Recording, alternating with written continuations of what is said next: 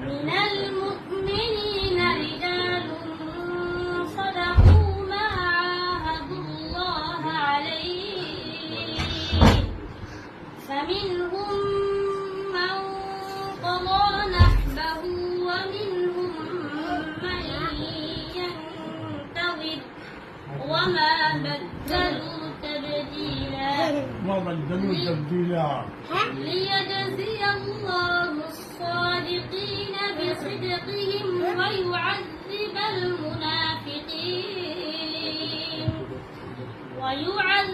المنافقين إن شاء أو يتوب عليهم إن الله كان غفورا رحيما صدق الله العظيم.